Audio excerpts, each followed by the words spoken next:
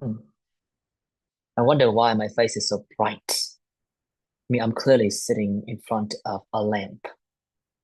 But as you can tell, as this lesson goes on, the spark in my eyes disappears. Quite sure why that's the case.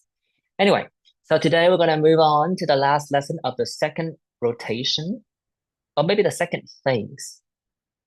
Not quite sure about the term. Essentially, it's the second stage. And after this lesson, we're going to move on to a different territory, which is the territory of topics, right? Last week, we answered two speaking part two topics. One was about a trip during which you decided to stay for a longer period of time in a specific location. And the other topic was about the time when someone gave you money as a gift. All right. Naturally, that means today's lesson, which is about speaking part three questions, will cover questions related to time management and punctuality and money and purchases. I think we have enough time to cover all of you. So now tell me, what is the cardinal rule when it comes to speaking? I'm only going to take one answer and then I need to hammer a message out. And Dai, please. What is the rule? What is the first rule of thumb that you need to bear in mind when you do the speaking test? Well, honestly, I don't really understand the question, but I think that would be answer directly the question when Oh, we are. okay. The idiom first rule, the first rule of thumb. Rule of thumb is kind of like a practical rule that you learn from experience. That's what it means. The rule of thumb. The word cardinal means the most important, right? So you think that you're supposed to like answer questions directly. Um, that means that you have missed the mark with this speaking training. You don't have to do that. Although, if you can answer the question directly, that's certainly a good point. Now, the most important rule to bear in mind is that you should always try to speak at length. Hold on. Speak at length, right? But speaking at length here means you're supposed to provide extensions, right? So it's about extensions, not random babblings. You need to provide extensions. And in speaking part one, your extensions can be about essentially, your personal experiences dealing with the WH questions. In speaking part two, obviously it is a long term. So you have to speak more about something that you have had like firsthand experience with. But in speaking part three, it's a bit different. The extensions in speaking part three mostly concern your ability to engage a discussion. Discussion. So what does that mean? If you want to engage in a discussion, what types of extensions must you bring to the table? Fern, please. Personal comments, Sure. Anything else? examples. Hmm. I think I'm thinking more along the line of that. Can you give me other ways to extend your answer? Mm, Along the yeah. line of examples, then you have, Uh, what did you mean by along a line? Is about example or apart from example? no, it's like when you discuss something with someone, first of all, you must have a point, Uh, yeah. right? I, my And then, opinion. sure, that's your opinion. Continue. After stating your point, you have to present your, Uh, Clues, evidence. sure, evidence or reasons. Yeah, reasons. And you can also provide the results of your suggestion, examples, comparisons, and then sometimes you might want to make personal comments just to make sure that you understand what you're talking about. Okay, so let's have a look at that particular note here. This stupid keyboard. Okay, I'm holding it down. Well, the number 5, that is.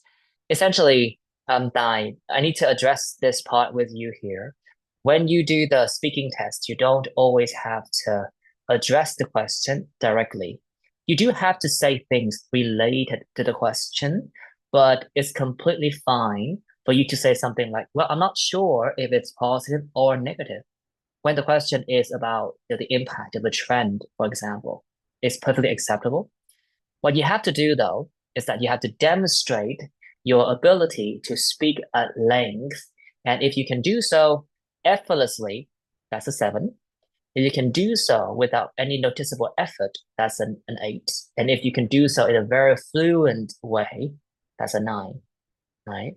And in speaking part 3, it's slightly different from other parts. Oh God, number 5 is so distracting. Sorry. In speaking part 3, extensions are more for the purpose of engaging in a discussion. It's not just about describing your personal interests or stories. You have to discuss things with the examiner. So the way to do that is that you have to state your point, whatever that is. There must be a point to your answers, right? And then you should be able to explain why you said what you said, right? You can provide reasons, you can provide results, you can provide or try to provide examples. You can also make comparisons where necessary, and you can also inject your personal comments on certain pieces of information, right? And that means in speaking part 3, sometimes there are questions that ask you about like general knowledge, like what types of facilities must parks need, for instance. Questions like that tend to compel you to give lots of information in the form of listing. Don't do that. Do not do that. Examiners don't care about like just random lists. They want you to discuss. So make sure that every time you raise a point, you accompany it with sensible reasons. You can, take examples if you want, and you can try to, drive home a certain message concerning the point you have stated. That's all. Now, let's move on to speaking part 3 here. Let's talk about time management and punctuality. Lee, please. How do people in your country often manage their time? People in my country can manage their own time due to the fact that they can set a calendar with the apps can remind them how to do all the tasks on a day, and they also take notes to remind them. So which method is more popular and why? I think method is using apps. And why? Okay, so because people nowadays there are tons of work to do and they can't remember everything, especially on special events or on tons of tasks they can do, and they need to manage time based on the apps so they can work efficiently.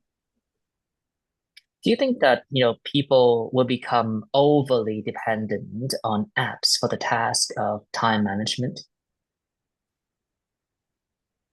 In my opinion, I could say that my answer is yes, because with the app they can remind them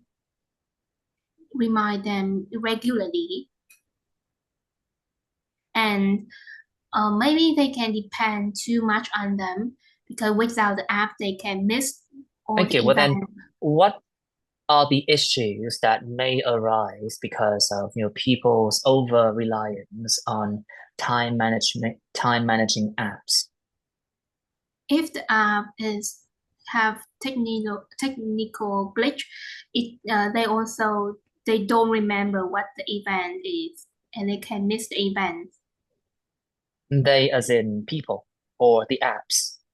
People can Okay, miss their event. thank you. Let's move on then. Jung, please.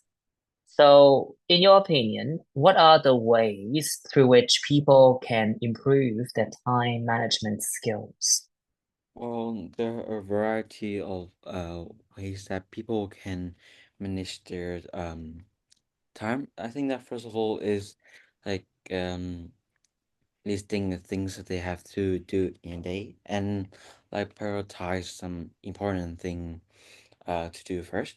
And I like for example, I mean there are lots of like apps on their mobile phone now which can help people to manage their the tasks that they have to do every day. Yeah, so I think that um Hmm. Well, then, do you think that people should attend time management courses to improve their skill in this regard?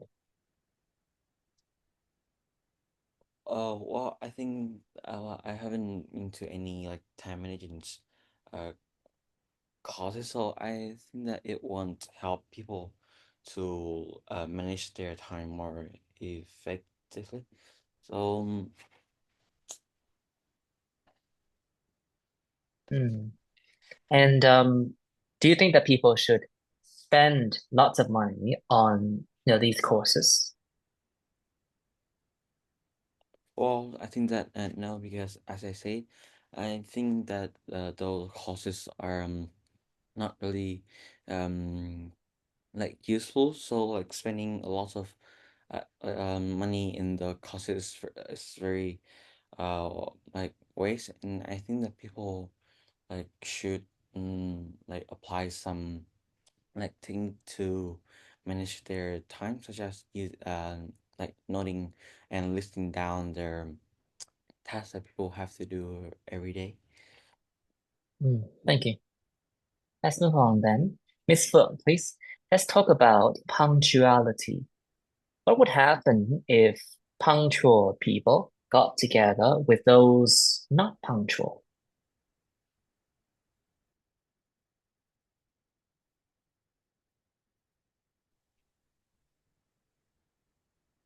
Um, well, I think that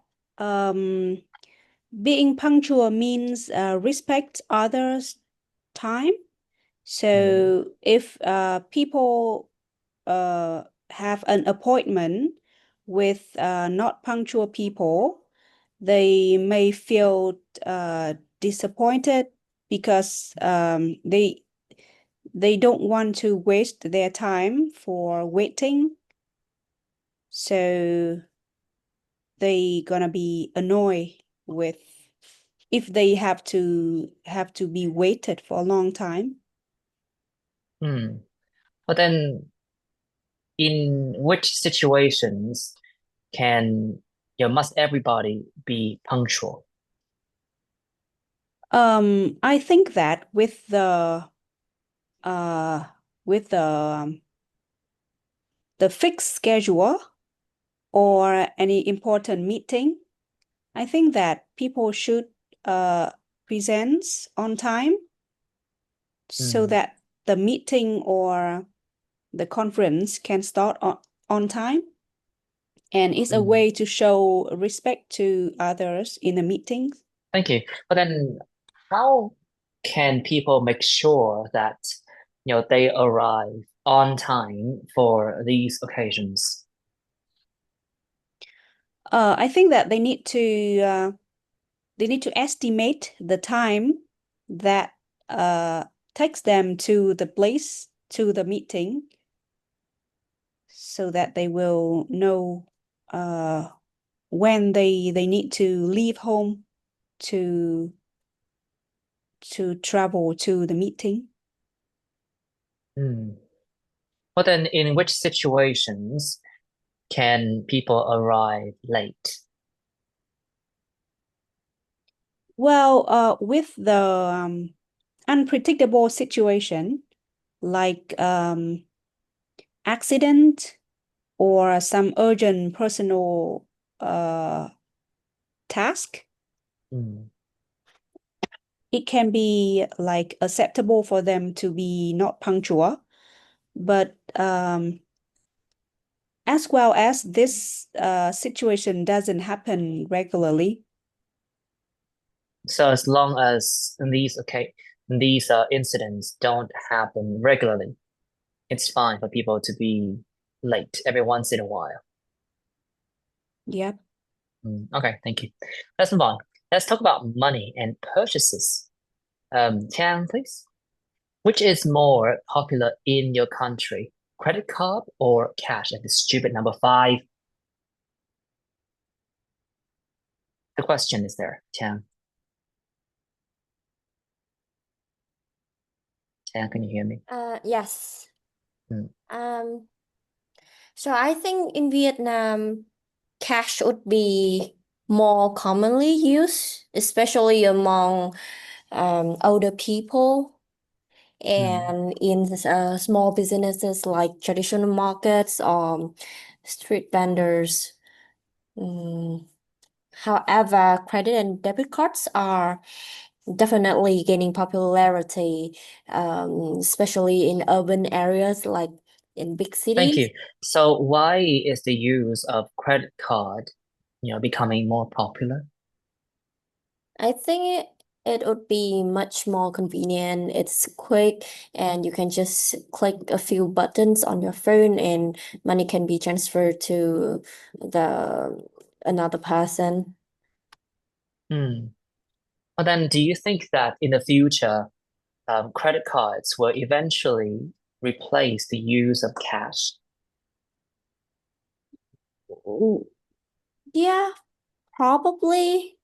I think yeah, it can definitely happen sometimes because nowadays not too many people want to carry cash with them. They would carry their phone and the card would be more convenient for them. Um, and we are definitely seeing a shift toward digital transactions nowadays, and cash remain just dominant for now due to habit, I think. Let's move on then. Dai, please. Now let's talk about the use of credit cards. What are some of the advantages of using credit cards? Using credit cards offer a wide range of benefits for users. The first one is high degree of convenience because they only have to ring the card, which is really light, anywhere they want, and they can afford anything with that card, without having to a lot of money cash. Moreover, I think using credit cards also offer users financial flexibility. What I mean is that people do not have to spend the amount of money that they have. They can using credit cards mean that they can borrow money from the bank. That means they can afford something that they want if it is urgent, and they can pay that amount back later. But then, do you think that people will, buy more things using their credit cards? Yeah, because the convenience of credit cards that could lead to impulsive spending behaviors among users. Basically, because they have already have money in their pockets, so they can spend on whenever they want, on whenever items they want. So if they do not manage wisely the use of their credit cards, it could lead to a lot of problems and even death in the long run. Thank you. Let's move on then. Phương, please. So we've been talking about the advantages of using credit cards. So what are the disadvantages of using credit cards? Well, I think that although using credit card is very convenient, there are some like drawbacks and potential threats in using credit cards. First of all, is maybe the higher risk of being like robbed or like technology theft. Another terms like when some people can hack your credit card and steal your money. Although you can say that uh, they can also steal your cash. But I think that in our world today, protecting your cash is more easier than protecting your credit card as well as your personal information comes with the card. And also, one maybe a drawback of using it is credit card is very popular among the young, but for the older one, maybe those like above 60 or 70, it is very hard for them to learn how to use the gadget to make a purchase. But then how can we overcome these disadvantages? Well, for the first one, I think that it is the problem of everyone. So, both individual and the government or the society should uh, should take some measures for this. For individual, I think that each person should be aware of this problem, and the government should like mm, make uh in I know make a laws or Thank you. policies. Yeah. Let's move on then. Let's talk about online shopping. Nhung, please. Do you think that people will buy things on the internet more often in the future? Yes, I definitely agree with that. Basically, because, I think all people are getting busier and busier due to both work and study. So they enjoy staying at home and just through a click, they can order or buy whatever they want. And then what kinds of things would they buy more often? Just something that is used daily, for example, clothes or maybe food. Yeah, some kind of food like ingredients. Actually, nowadays we can Thank you. Thank you. Well, then why will people buy these things more often? basically they just need to use that every day and they don't have time to go outside to the supermarket or even a market. Yes. Or maybe they are afraid of communication as well. Well, then you mentioned that some people are not that fond of doing shopping regularly in real life because they are afraid of social interaction. Do you think that as people like buy things on the internet more often, it will have it will have a positive impact on their social skills? I think actually it has both sides. For example, when they go shopping online, their social skills can also develop because maybe they can take reference from other people. They can ask other people on some kind of shopping groups and so on. So maybe they know how to find maybe the authentic information and communicate with others, but online. Maybe they just want to stay at home. Do you think that people can trust reviews on the internet before making shopping decisions? I think it requires such a process. For example, like if they just get in shopping online for the first time or maybe for a short time, of course they couldn't realize which one is the real one. But gradually by the time, I think they can realize it because fake comments sometimes have such a template. Mm. Yes. Then what template is that? Kind of like, yes, I have just visited this shop and it was very nice. You should inbox me more to have more information, kind of that. Maybe I don't know, it just sounds kind of an advertisement, not a real experience. Mm. And also you Thank can you. check their profile as well. Okay. Well, I need to work on my comments. I always say that, well, I don't do this, but if you're interested, you can check my page.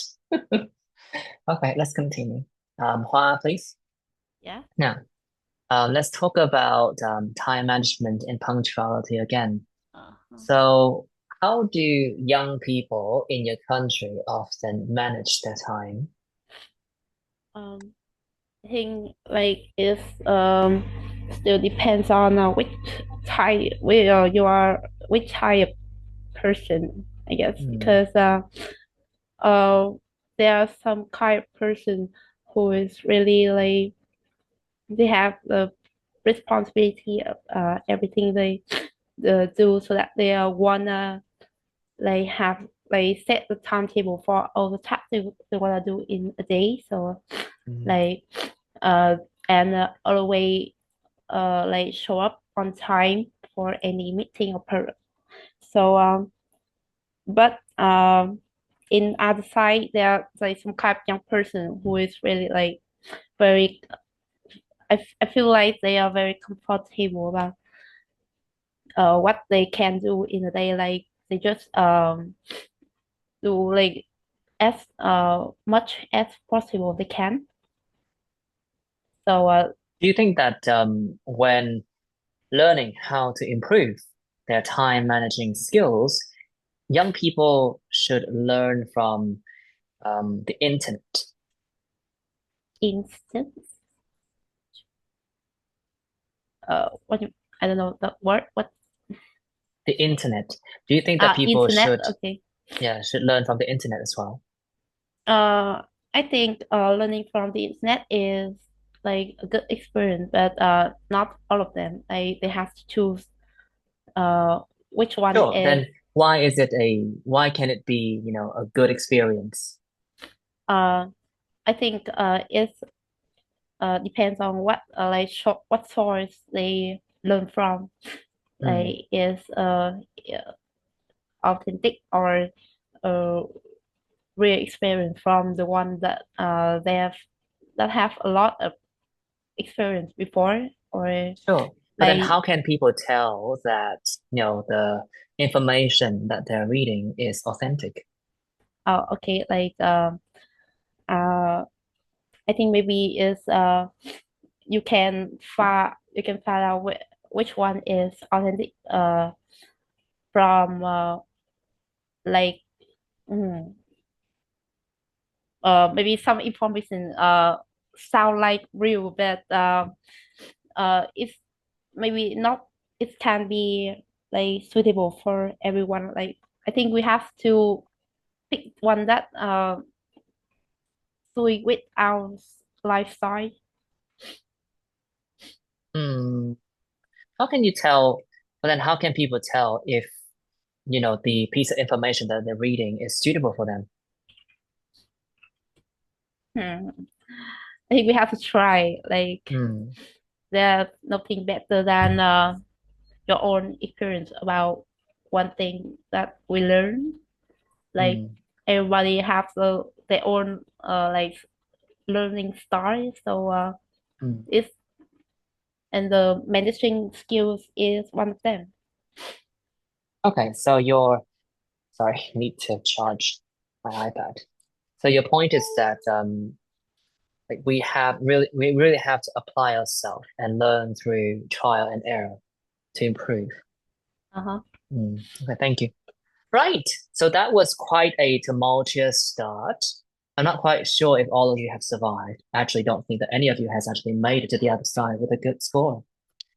But that's a snide remark, by the way. At this point, you should expect things like that coming from my mouth, my bitterness.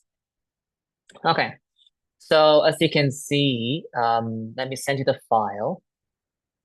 You can find the detailed notes there, and there's a huge mosquito. And it's draining my blood. When I say I want to be chased by something, I'm not thinking about mosquitoes. And the issue with the mosquitoes in my apartment is that they are vicious. Like, I don't mind them sucking my blood as long as they don't give me, itchy spots. And, the mosquitoes where I live are toxic. Like, they're not just tiny, they're vicious, they're fierce, they're very territorial, they're very verbal. Like, they have to announce to me that they're here and they're about to suck my blood. And then, their spots are also crazily itchy. Okay, now let's go down the list here. As I've mentioned, I think that all of you did, how should I say this? All of you did something, right? Something. I'm trying to think of something positive, but apparently, as you can tell, it's not something that I'm fluent in, saying positive things. And you know what? Look, all of you screw it. Yeah, you bombed. All of you bombed the questions here. You need to do better, and you need to improve your skills. All right. Perhaps with the exception of Ti Fu and also Nhung here, but the rest of you bombed this part. That was horrible. That was horrendous. Cry yourself to sleep tonight, I guess. Yeah, I said what I said. Now for Lee here, let me remind you of the fact that the first question is a question about general knowledge, but I've already warned you. Don't list. Don't list. Don't just give me this method, that method, and these methods. I want to hear your description, your opinions of the method, right? So that's why the moment you decided to go and list things out, I would stop you and ask you for clarification, right? So Lee here, you made a few mistakes. People can manage their time by, if the question is how, the more obvious word to use here is by, not due to. You can say thanks to, but definitely not due to. That's a huge mistake. Your answers in general were also very short. You had nothing to say. You were clearly out of your element. I guess that was understandable, but still, you didn't have much to offer. And I felt like you were clearly struggling to extend your answer, which was not a good impression. So that was horrendous. That was bad. Then they can remind them. No clue who they and them are, to be honest. That was so confusing. You can say the apps can remind the users, right? Or the users can be reminded of the tasks that they have to do, like meetings that they have to attend, or new classes that they have to be part of, right? Things like that. Technical glitches, you were talking about glitches in general, so you must put an is at the end, right? Please pay attention to these mistakes. For Hua, I tried to give you lots of twists and turns because I felt like you were always on the verge of listing things out, which was not something that I wanted to hear. Right? I wanted you to explain your points. I don't care about timetables or the apps that can be used to enhance your time management efficiency. I only care about what you can explain, whether or not you can explain your points, right? So be very clear that examiners will ask you these questions the moment you try to navigate your questions by listing things out, right? But I guess to give credit where it's due, you did manage to kind of cope with the bombardment of questions. So kudos to you for being able to do that. Now there were a few mistakes. Set the timetable for all the tasks. I think that your pronunciation was very unclear, very unclear. Say that again. Set the timetable for the tasks. Set the timetable for the task. Okay, so task. Your pronunciation is kind of, I'm not quite sure how to describe it. It's like it's closed. Can you say that again? Task. Task. The A should be slightly longer. Task. Task. Good. Now, tasks. Task. Okay, go. Good. Now, down here, do as much as they do. It's a bit weird. You can say do as much as they want or do as much as they can. Yeah. Right.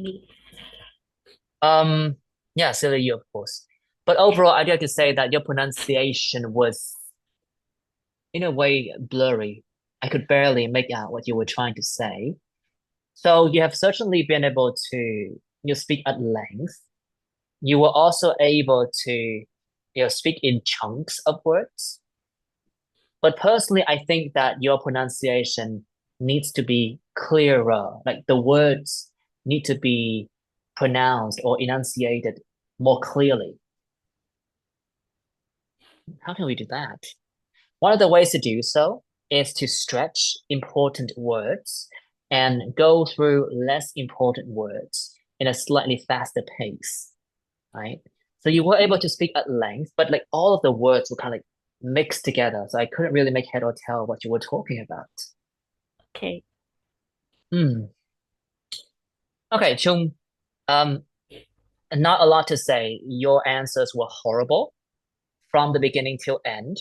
Not quite sure when you're gonna take the test, but if you plan on taking the test anywhere down the line, you need to work on your pronunciation. I think that we've gone over this a multitude of times, but I feel like I'm starting to sound like a broken record. And I think that I said this exact idiom last week as well.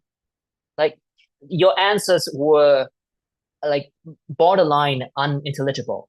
Couldn't understand a single word that you said. I had to really focus on your answers to make sense of what you said. And the thing is that I know that you have the ability to enunciate words more clearly, but today you did not hit the nail on the head at all, anywhere, anytime. So that was just a horrible answer, to be honest, in comparison to what you were able to do last week. That was awful. Now go somewhere and cry, and then come back to the class.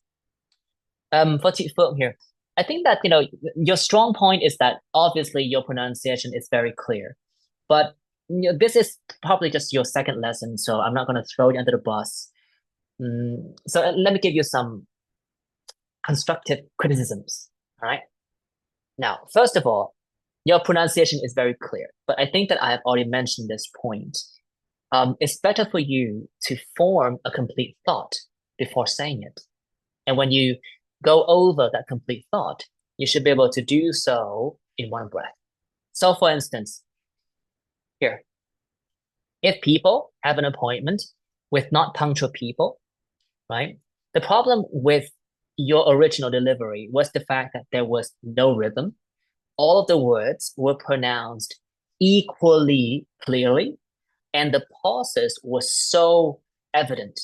You don't want that. You want to have the impression of like a wave. It goes up and down, and in certain parts, the words are stretched out. So let me give you an example.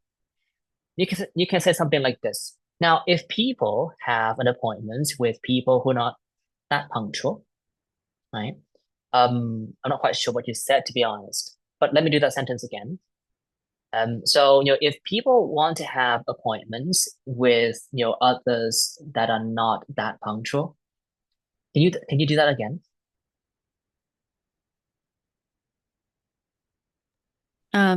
I got your point, but actually I'm thinking while talking.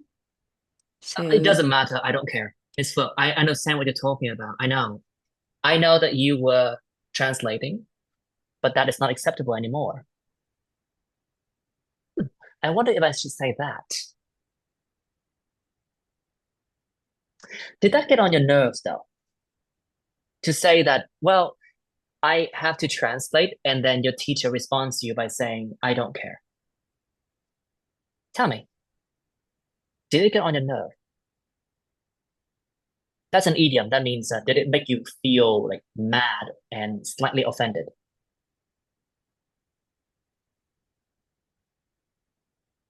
Miss Phượng, you can be honest with me. I don't mind. Sorry. Oh. Can you ask again? Okay, so you told me that you were translating. I said, that's not acceptable. I don't care. Right? Mhm. So I'm wondering if this is the time for me to say something like that to you, because as you can tell, I'm not pulling my punches, when it comes to other students in this class, but you're kind of a newcomer. So I want to know whether or not you were offended by my response. No, of course not. Okay, cool. Well then, let me set the record straight.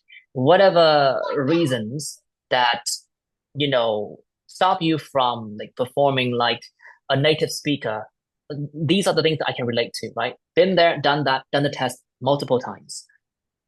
But the thing is, after a certain threshold, you cannot accept mediocrity, right? So if you have already been able to translate words with this level of accuracy, then obviously the next step to improve or to get the score that you want is to fix your problems, right? And I'm going to fix your issues without showing any shred of sympathy for the causes. Yeah, that's my mentality. Anyway, so Miss Foot, my command or my instruction is that I would like you to repeat what I have said. For instance, if people want to have appointments, if people have appointments with individuals that are not that punctual, say that sentence again. Don't write anything down. Just repeat after me. If people have appointments with the individuals who are not that punctual. If people have an appointment with with individuals who are not punctual people. No, let's do it again. If people have appointments with individuals who are not that punctual. If people have an appointment with the individuals who are not punctual. Not quite there. I'm asking you to repeat, not to rephrase. So do you repeat everything that I have said? If people want to have appointments with individuals who are not that punctual. If people want to have an appointment with the individuals who are not that punctual. Almost there, but not quite there. Repetition requires you to repeat what I have said with 100% accuracy. So everything has to be repeated. So the first part is, if people have appointments, not an appointment. Now, if people have appointments, that's the first part. Do it again. If people want to have appointment. The S at the end. If people have, not want to. If people have appointments. If people have appointments. With individuals. With individuals. Who are not that punctual. Who are not that punctual. The word that is not quite there. One more time. Who are not that punctual. Were not that punctual. Okay, so the whole phrase then. If people have appointments with individuals who are not that punctual. If people have appointments with individuals who are not that punctual. There were two breaks. I did not break. Let's do it again. One last time. if people have appointments with individuals who are not that punctual, if people have appointments with the individuals who are not that punctual, not quite there, 75%. But the thing is that, like, when you speak, of course you tend to translate words, right? But you're already capable of doing that. And from my personal experience, it's not going to take you anywhere else other than what you're doing right now, which is coming across as translating for words. Definitely not a good impression, right? So one solution to deal with this particular problem is that first of all, you should learn complete ideas. And then when you repeat, try to repeat chunks and, meaningful utterances instead of, cutting the words out so that you can process them in Vietnamese as well. You don't need to process, your ideas in Vietnamese. What you need to do is to enhance your language reflexes and say complete ideas in English, right? So how can you do that? We're going to talk about that later on, but my my solution is always to think in complete ideas first. So if you make like 3 stops here, when you practice with me, in support sessions, or when you practice on your own, you need to say the clause again and make sure that there's no break whatsoever. There's no pause whatsoever here because it's just one idea, right? You understand what I'm saying? Yeah, I got it. Okay, so repetition is key, but you cannot repeat you cannot repeat just to make the same mistake, right? So when you repeat, let me write that down. When you repeat, make sure you enhance your fluency, make fewer stops, and think in complete ideas rather than words, complete ideas. Okay. Now for Chang here, you didn't make a lot of mistakes, but most of your answers were very listy. There was only one mistake, commonly used. I think that you kind of skipped the ending sound of the word used. T. Commonly used. Yeah. Or maybe it's just a technical issue, but still, my main issue with your answers was that they were very, very listy. Mm-mm, mm-mm. Now for Tai here, there was a couple of mistakes. I think that, Tai, you did a good job in like elaborating on your points, which was very different from your classmates, by the way. But I feel like you didn't exactly have a good rhythm. You were very jumpy, very jumpy. And you need to get to grips with that, essentially. Again, you need to, create an impression that you speak like this. It goes up and down, up and down, up and down. Other than like, making very clear stops. Right? I'm not quite sure how to describe it, but your answer sounded like individual bricks being laid next to each other rather than, a line of color. I wonder if that analogy makes sense.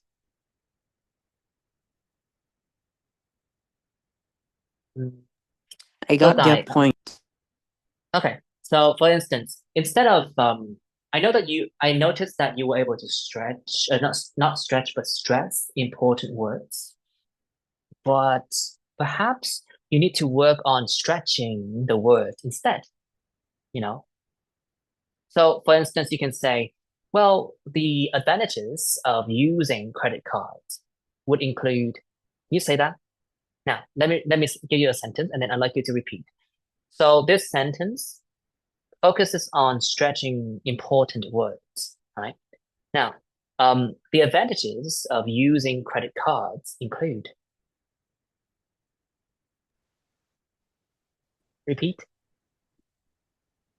The benefits of using credit cards include Almost the there. advantages, you know, man.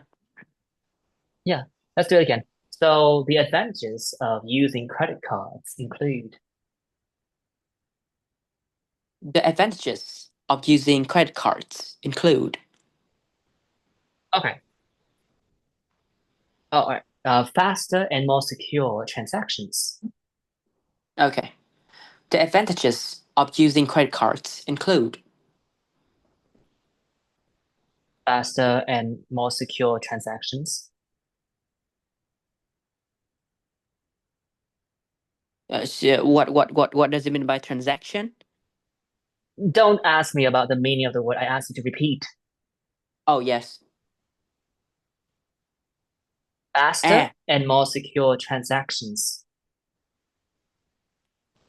You mean I repeat that sentence? Yeah. Faster and. Sorry, but I cannot hear clearly your sentence. Sorry, and I don't remember as well. Okay, so let me do it again. The internet is lagging, I think.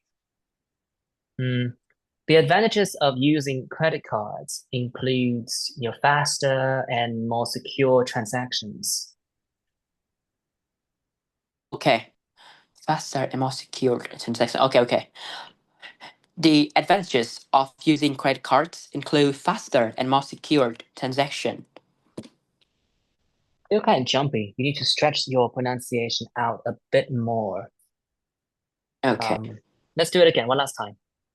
Now, yes. The advantages of using credit cards include, I don't say include and then I stop. I say include. That's a stretch, right? Because I'm thinking. Okay. Yeah. The advantages of using credit cards include, faster and more secure transactions. The advantages of using credit cards include faster and more secure transaction. There's no D there, just secure. Secure transactions. Secure. Yeah. And more secure transaction. Yeah, a transaction is, I think, a transfer of money. That's all. Okay. Yeah, I think that you were. Yeah, I got it. You were kind of jumpy, and that was the issue for me. I needed you to give me a stable rhythm other than, one that is kind of like erratic and unpredictable. Okay. Now, Phương here, as you can tell, oh my God, lots of basic mistakes. Oddly enough, I would not take any point away from your confusion with the term technology theft. Although you can just say, digital as a technological thefts. I wonder if this is the correct term, but I wouldn't penalize you for this particular mistake. I would penalize you for all the other mistakes though. Right? Although you can say, but no but here, more easier, younger people, whereas older one, you said the young, and then the older one, no clue what one is supposed to refer to, right? And for the phrase like make a purchase, you were not supposed to stop there after the word make a purchase or make a purchase. That rhythm is gonna, tell the examiner that you're translating, right? So that was horrible rhythm, by the way, Phương. Whatever it is that you're doing with your speaking skill right now, you need to really step up your game. That was horrible. Now, as for Jung here, something, that's not how you say the word, something that is, right? Something that is. So you have to cover both words in a fluent way rather than, cutting them apart. Or you can just say things that are. Personally, I prefer, phrases like things that are. It's just they're just more, I don't know, more versatile and easier to use, right? It has both sides. You mean two sides, right? it has both benefits and drawbacks, right?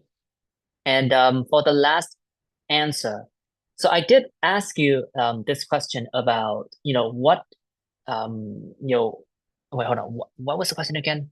You said something about the fact that, some comments seem to have a particular pattern, like they all use the same templates and that they weren't exactly, authentic reviews from real people, right?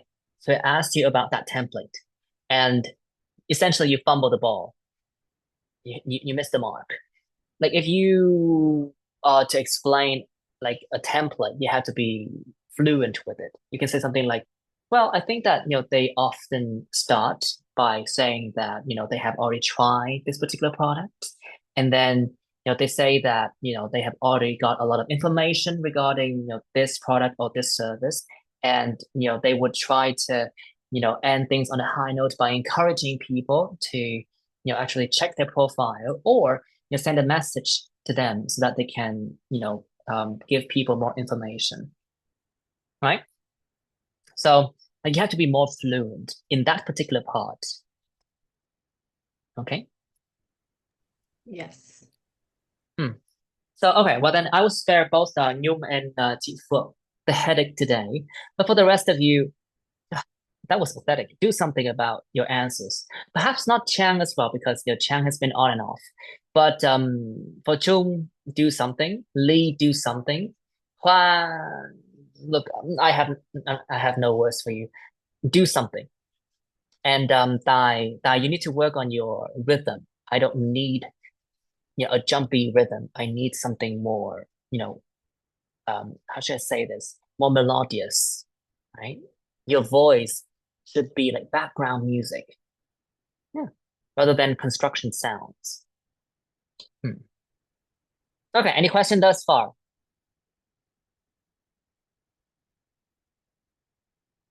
Boom, any question? I have one. Sure. With a question of mine, what do you expect from the answer? And how can I avoid listing here?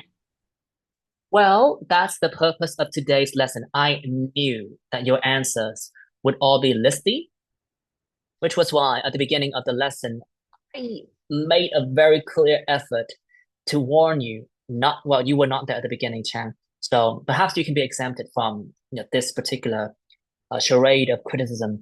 But well, you were part of the class, so take your bricks and build your castles. That's what they say.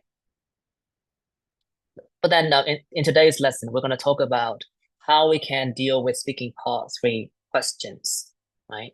The rule is, well, do your very best not to list. Not at the beginning, anyway. Okay. Any question? Nhung, any question? Phương? No. Nhung, I have a question for you. Have you ever been in a class where a teacher just like throw everybody under the bus except for 2 new kids? What do you mean? Oh, that idiom, throw everybody under the bus, is essentially to criticize them very harshly. Like my opinion about that? Now, my question is, have you ever been to a class in which, the teacher does not hold their punch at all when it comes to criticizing other students? Have I ever been in a class Like with that? teacher who criticize students? Yeah. Yeah. Have you ever been to a class like that? I think not really. Oh, then Yeah. you're welcome. This is your first time experiencing that. Okay. And somewhere down the line, you will be part of the batch as well. All right, now let's move on to our actual lesson today. So, I selected these very hard questions for the purpose of essentially baiting you into answering questions in a very listy way, right? And today we're going to deal with that particular aspect of the speaking test.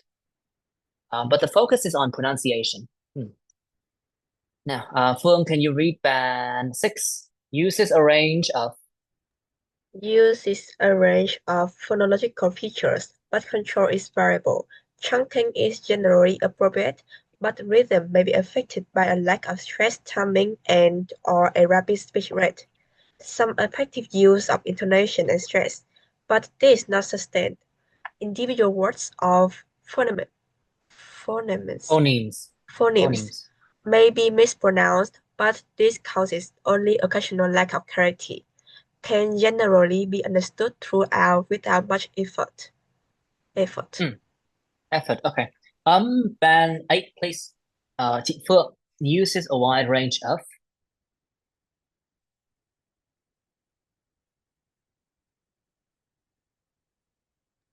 sorry. Miss Phượng, can you read band 8? Yeah. Uses a wide range of phonological features to convey precise and or subtle meaning, can sustain appropriate rhyme, flexible use of Rhythm.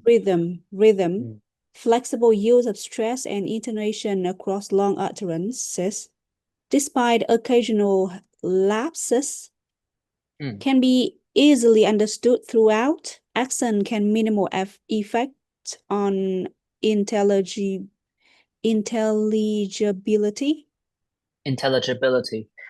It's a very wordy word. It has like intelligibility. Wait, hold on. Is that 7 syllables? That's a crime scene right there. Anyway, so as you can see from the band descriptor itself, like when it comes to range of phonological features, the differences are very minute. Band 6 a range, band 7 between band 6 and 8. Band 8 uses a wide range, but to convey precise or subtle meaning. And band 9 uses a full range of phonological features. So I think that the difference between band 8 and 9 is pretty murky. You can't quite place it, and it's highly subjective, right? But essentially, you need to display a wide range of phonological features that you need to pronounce ending sounds. You need to stress certain syllables in words. You need to like go up. That's not phonological features, right? Okay, sure. Just stop there.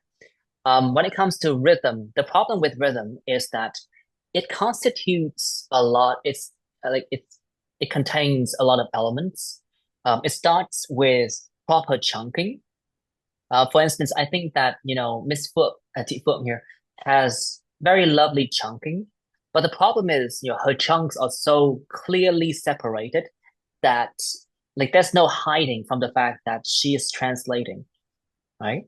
So chunking is important, but you must be able to connect chunks in different ways.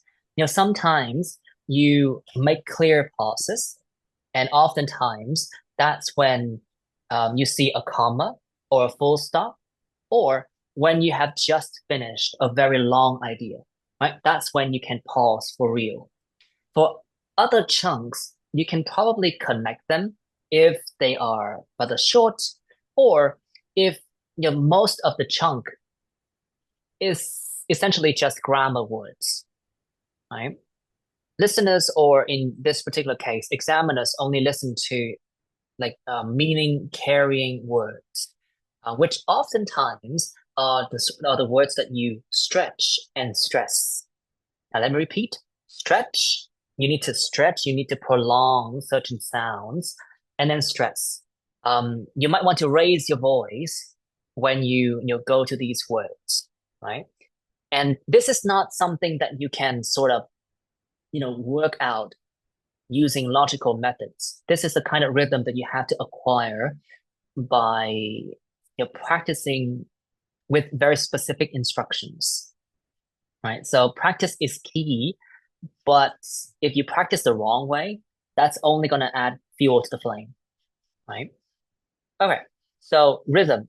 Let me repeat: chunking is essential, but you should not make chunks in a predictable way. Like you stop after every 2 words. That's a clear sign of translation, which is not what you want, right? So rhythm may be affected by lack of stress timing. So for instance, Lee, you have no stress, right? Chung, you also have no stress. And Chung, your problem is that you have a very rapid speech rate, which causes all of the words that you use to sort of blend together, right? And that's kind of like an amalgamation of words rather than, a sentence. An amalgamation is like a combination or a mixture of words that are really hard to understand, right? So you have to pay attention to your speech rate. You shouldn't pronounce all the words, clearly, but you should also not, you shouldn't go through all the words too fast, because then like the examiner is not going to be able to understand a single word that you say. As you can see here, there's a reason why I asked you to think about like utterances here across long utterances.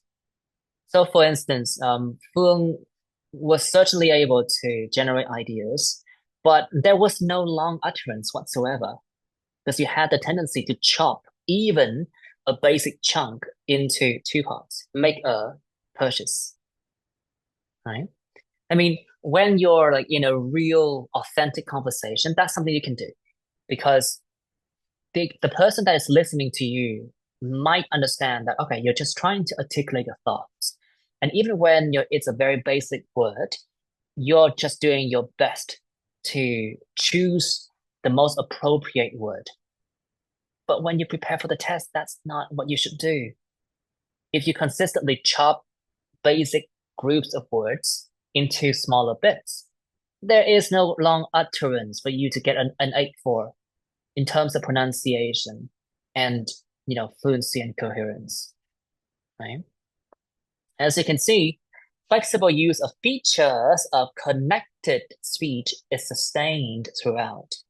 So what are these featured? I mean, obviously you have to link sounds. Sometimes you have to link chunks, right? And a lot of times you need to go through one full chunk to complete an idea without breaking that chunk into a million parts. It's stupid. Number 5. Okay, that's all. So let me remind you of one way to enhance your pronunciation skills. 1 and 2 and sorry, not and 3 and 4, right? So when it comes to a sentence, I mean, there's certainly parts that are important, and you ought to stretch the important words out. For instance, the original sentence is something like this: 1 and 2 and 3 and 4, right? But we don't read it like that, and we certainly don't speak like that. I'm not quite sure who we are. I need to do something about my cultural roots. Anyway, instead of saying 1 and 2 and 3 and 4, which requires all the words to be pronounced equally clearly, you need to go through important words. You need to go through them in a kind of slower pace, because you need to stretch them out. And for less important words like and, you don't say and in this case, you say anna, right? You go through less important grammar words in a slightly faster speed. They still have to be there, right? But all the other words must also be clearer. So you should say something like this, like 1. I know it sounds stupid, right? But 1 and 2 and 3 and 4. So it goes like 1 and 2 and 3 and 4. It goes like that. 1. That's a very long stretch. 1 and 2 and 3 and 4. Okay. Now I'd like everybody to give it a try, and then we can move on. Lee, please. Let's start with you.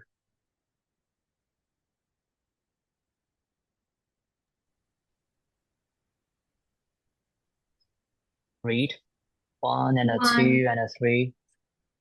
1 and a 2 and a 3 and a 4. There was barely a distinction. Do it again. More stretching. 1 and a 2 and a 3 and a 4. 2 and 3, you did not stretch 2 and 3 at all. One last time. Can you repeat? You did not stretch 2 and 3. 1 and a 2 and a 3 and a 4. 1 and a 2 and a 3 and a 4. You still did not stretch 2 and 3. Let's move on. Phương, please. 1 and a 2 and a 3 and a 4. There were too many clear pauses. You have to connect all the words together. 1 and a 2 and a 3 and a 4. Think about a thread that goes like this. 1 and a 2 and a 3 and a 4. Do it again. Okay. 1 and a 2 and a 3 and a 4. Almost there. And I would like a bit more stretching on certain words. Okay. 1 and a 2 and a 3 and a 4. Not quite clear. Let's continue. Dai, please. Yes. 1 and a 2 and a 3 and a 4. Almost there. I felt like you paused though. So you need to connect like 1 and a 1 and a. So there must be some sort of link between these words. 1 and a 2 and a 3 and a 4.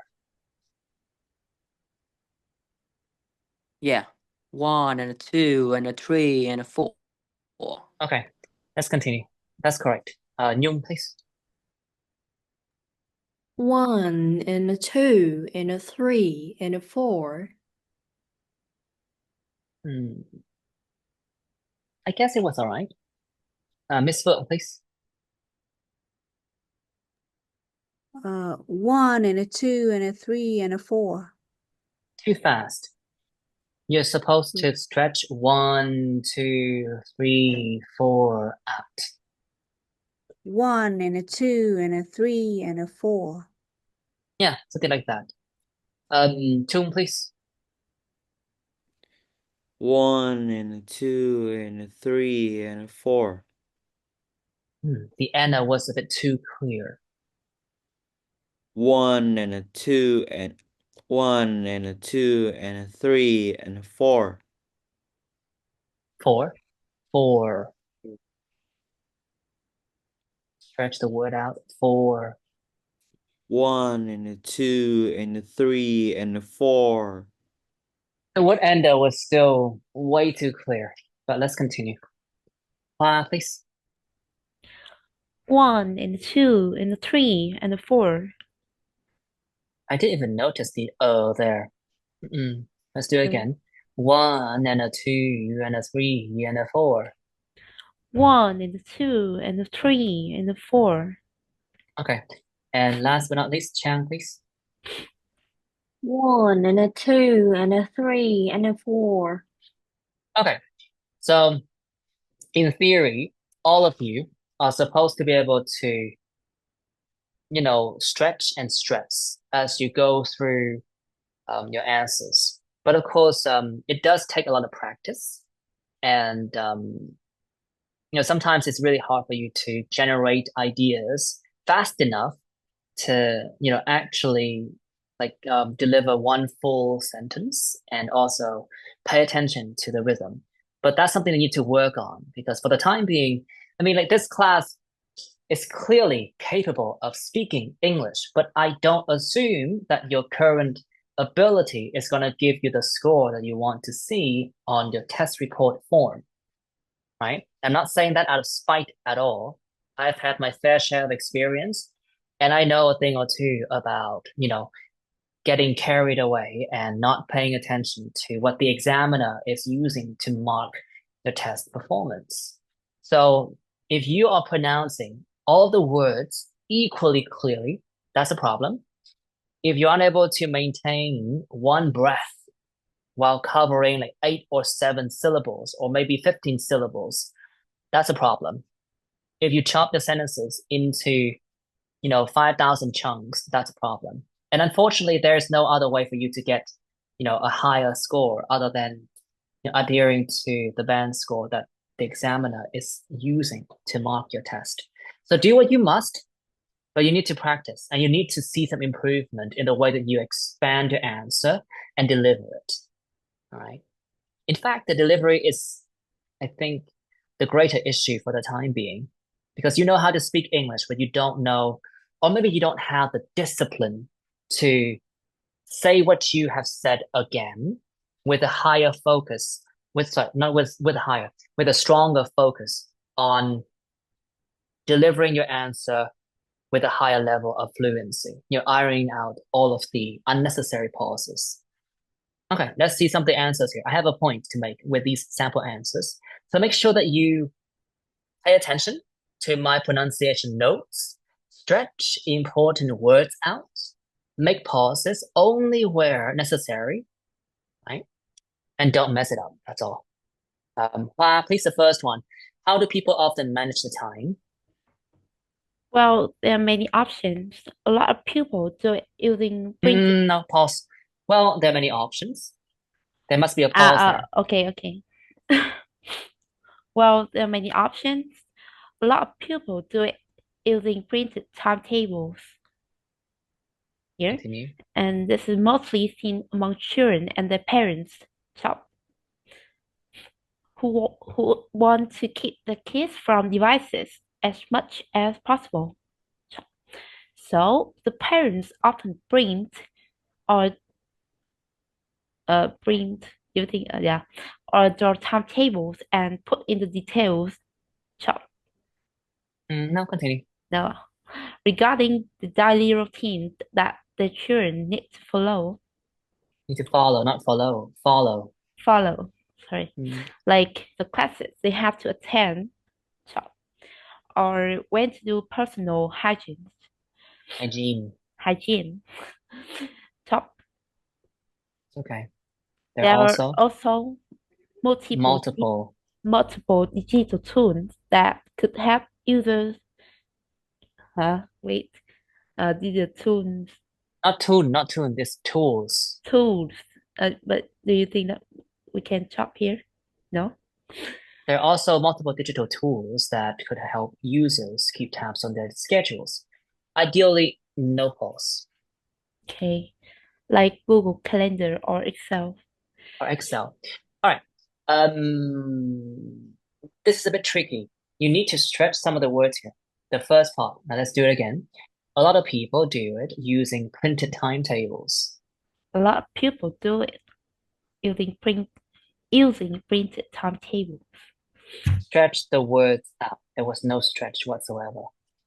A lot of people do it using printed timetables. A lot of people do it using printed timetable. You tend to put a zona in virtually all of the words. That's not what it is. You're supposed to, you need to stretch the words out. A lot of, not a lot of, not a lot of. It's more like a lot of. A lot of, like, yeah. It's in a higher tone. Maybe. Not so not, that's all. You can use 走huy if you want, but definitely not so not. A lot of people do it using printed timetables. A lot of people do it using printed timetable. Where's the S? Of timetables. And this is mostly seen among children. And this is a tricky part here, because as you can see, the word the who part here, this part only concerns the parents, right? Yeah. It only helps to add additional information to the parents. But if you say, well, mostly seen among children and their parents, then the phrase who here wouldn't make sense. Because if you say, children and their parents at the same time, then the examiner might think that, oh, this clause who is to add information to both the children and the parents, which doesn't make any sense, right? I see. So it's more like, and this is mostly seen among children and their parents who would want to keep their kids from devices as much as possible, right? Let's do it again. And this is mostly seen among children and their parents who want to keep their kids from devices, away from devices as much as possible. And this is mostly seen among children and the parents who would want to keep their kids away from devices as much as possible. As much as possible. As much as possible. Okay. Now, let's have a quick pause here. Obviously, there is a point, right? Well, there are many options, but as you can see here, you're not supposed to list things out right out the gate. Don't do that from the very first question. Your job is to demonstrate to the examiner that you know how to discuss. So first impressions are very important. Now, Chang here, can you tell me what's the first answer? Using printed timetable. Good. So after this part, that's the answer. What is said to extend this particular answer? This person talks about people who usually use printed timetables. Sure. And for what? All right, good. So essentially, instead of listing out all the options, you should just take your time. You give your first answer, you say something about it, right? You can talk about, in this case, who used printed timetables and how these timetables are used, or what are inserted in these timetables, right? Good. So this would be extra details. Okay. As you can see, first impressions are crucial. Don't blow it, right? And after that, though, as you can see here, there are also multiple digital tools that could help users keep tabs on their schedules. Ideally, you're supposed to be able to cover the whole thing in just one breath, right? And I do think that this is very hard because when you're generating your own ideas, it's kind of hard to patch all these words together instantly. But that's why you need to practice and think in complete ideas, right? So when I was going through this question, I thought, all right, multiple digital tools, right? The first part, I had the tools. And the phrase multiple digital tools is very familiar for me. So I know exactly how to go through that one phrase without breaking it apart, right? Now keep their tabs on their schedules. If you've been around here long enough, you'll see that I've used this idiom again and again on multiple occasions, right? So this is also an idiom that I'm familiar with, and I know what it means to say, keep tabs on their schedules. So I just connect these ideas together, and I also stretch certain words out to help me maintain a high level of fluency instead of just pausing left and right? So it should be something like this. There are also multiple digital tools that could help people keep tabs on their daily schedules.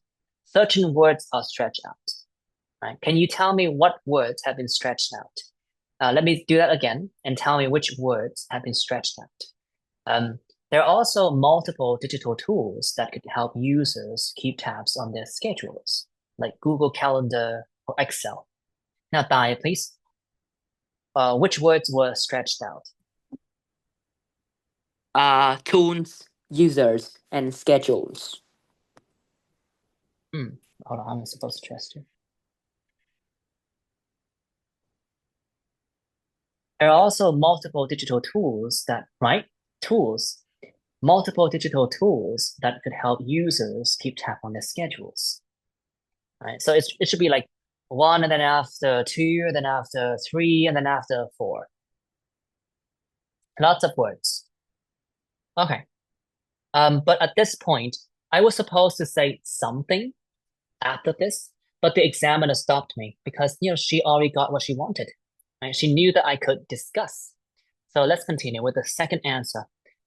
Phương, please read it. How can people improve their time management skills? Well, one thing to pay attention to is to arrange what I need to do in a proper order of urgency. Important tasks ought to be prioritized and put on the front burner, whereas less important activities can be left out or put lower on the list. That would help people to focus more time on essential things. Another thing to bear in mind is reducing the use of social media. It's very easy for people to be stuck on apps like Facebook, Instagram, and TikTok. In fact, TikTok is extremely addictive. I'm not quite sure what it's so, but its algorithm in It's algorithm. It's algorithm algorithm. in diabolically effective. There was no rhythm in what you said, Phương. Let's do it again. Okay. Well, one thing to pay attention to is to arrange what I need to do Hold in a on. proper. No. That was very reading. Let me give you a demonstration.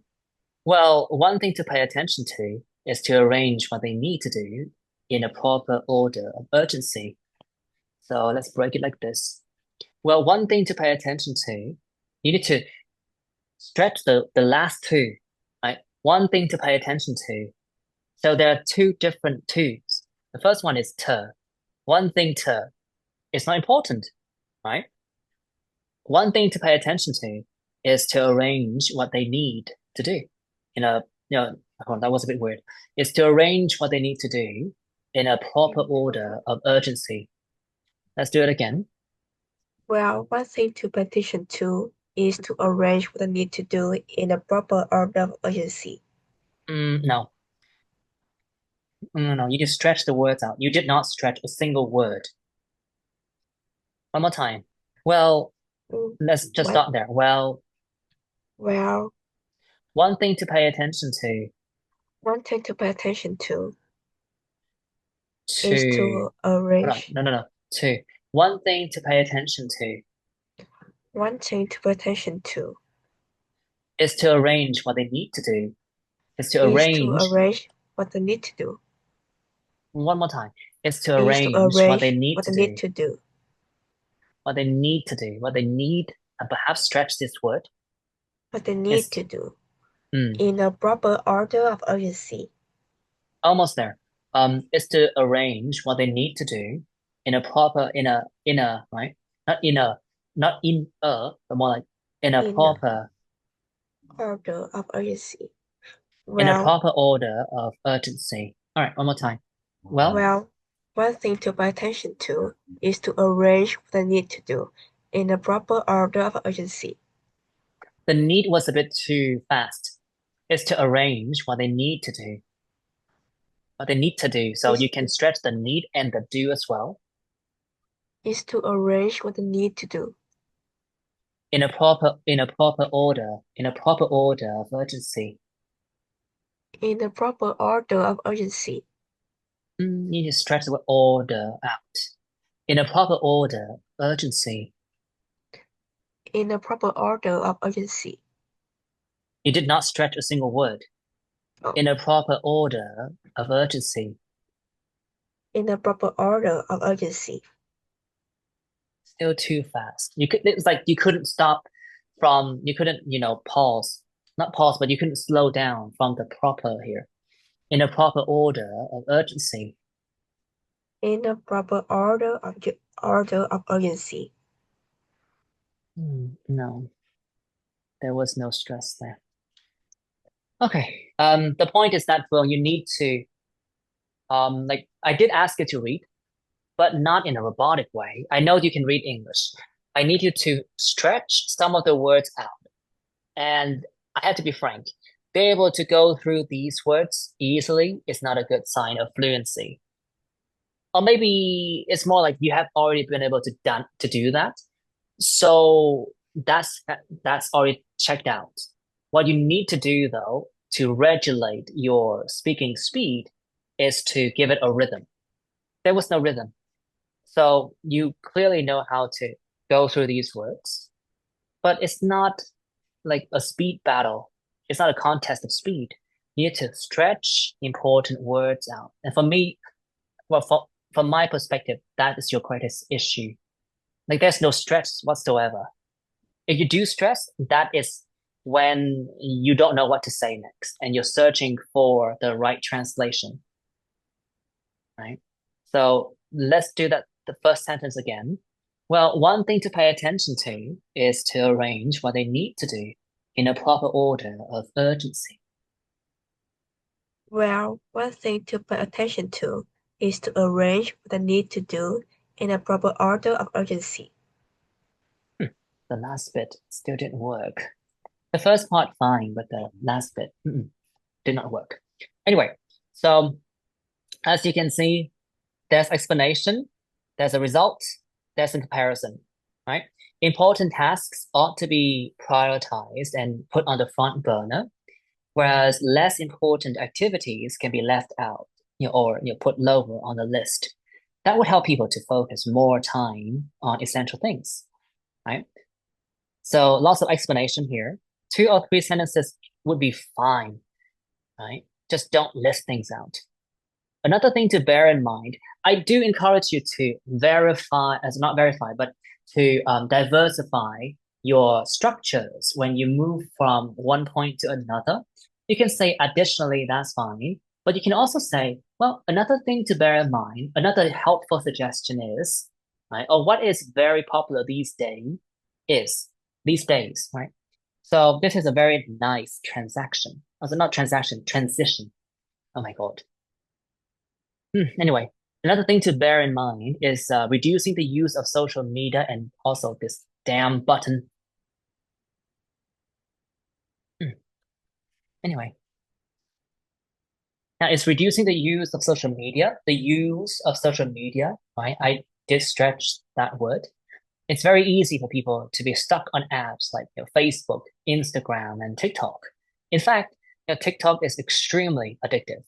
I'm not quite sure why it is so, but its algorithm is diabolically effective. Okay, so the examiner stopped me here. Do you know why? Nhung, please. Can you guess the reason why I was stopped here?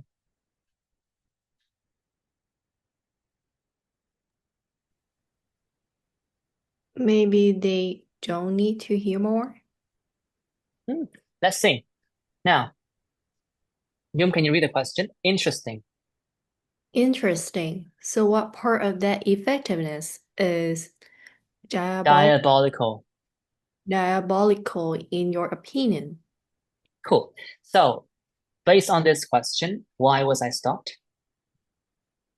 They want you to explain more in terms of diabolical Part, right? So, essentially what is shown here is that when you use a word that is very strange, like it stands out from the rest of your normal speaking style, the examiner might want to ask you to elaborate on your word choice, which is perfectly sensible. And it abides by the same rules that compel them to ask you additional questions when you make vague points. Right? When you make vague points. For instance, when you mentioned about the fact that some of the comments on Facebook or shopping platforms tended to follow a particular framework. Obviously, the question here is what kind of framework it is, right? So the examiner is going to follow up that particular remark by asking you, well then, sure, can you give me an example of a template that is often used by these comments, right? So now let's have a look at the answer here. Chang, please read. I wonder if I shot myself in the foot there. The kids I work with often say that word and I have to learn the slang. Well, I don't actually think it's demonic or satanic by any means, but it is awfully addictive. For other apps, you can sort of stop using without much effort. But for TikTok, if you watch a video for more than 5 seconds, it can already tell what you're into and show you similar videos, putting you in the loop. Keeping you in the loop. I would like you to stretch the loop out a bit more. Keeping you in the loop. Keeping you in the loop. Okay, cool. So this might happen to you. It happened to me. I didn't say that though, which was why I got an 8.75. I got an 8 for vocabulary. I didn't really say that, I didn't think that the app was demonic or satanic. I just explained things, but this would be a more graceful way to deal with questions like this, right? Here, if you're not certain about like the literal mean, if you don't actually mean something literally, then you should, tell the examiner that you need to set the record straight. Because if you don't address the weird part about your answer, then the examiner might assume that perhaps you don't really know this word that well, and you learned it from somewhere, and that's why the word is inappropriate. The words that they say when it comes to band 8, haters. Anyway, what I'm saying is that, when you use very uncommon words, chances are you will be bombarded with questions regarding your word choices. So make sure that, oh God, this stupid number 5. Sorry. So what I'm saying is that, like, when you answer your questions, chances are you will not actually use words that are that hard to understand. But be wary of the fact that, if you use words that are kind of like out of the ordinary, examiners might work you up, because of these words. And in this case, you do need to make sure that, you understand what you're saying. And if you don't mean, the word literally, you need to tell the examiner that. Right? In this case, I've already given you an example. I wonder if I, shot myself in the foot there. Well, the kids I work with often say that word, and I've learned the slang. But, well, I don't actually think that it's demonic or satanic by any means, right? Diabolical means demonic or satanic, right? So, had I been able to clear the air and set the record straight with regard to the fact that I didn't mean it literally, I could have got that 9, but I missed the mark. So I had to pay for another test. All right. Okay. This part, any question? Dai.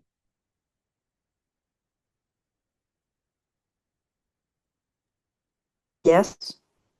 Any question? I don't. Okay. Address. If examiners might have questions regarding your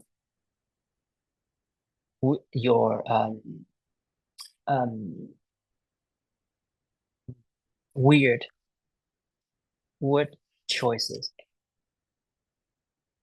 make sure you understand what you say and explain clearly. Right? Let's continue. What would happen if punctual people got together with those not punctual? Miss Phượng, please.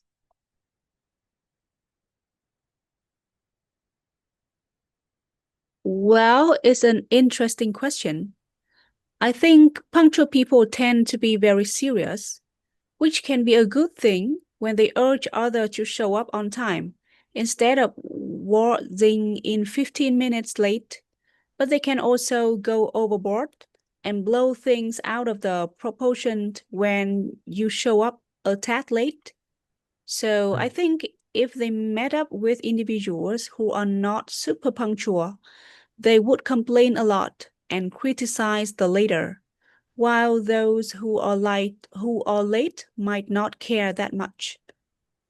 You were very ready. That was not exactly answering. That was more like I'm reading an answer. Nothing wrong with that, but again, next time, try to be more organic when going through these sample answers. You're supposed to learn from them, so you might as well interact with them as if you're delivering them as your own answers. So I'm going to fix your pronunciation and rhythm here. Now, first part, I think punctual people tend to be very serious.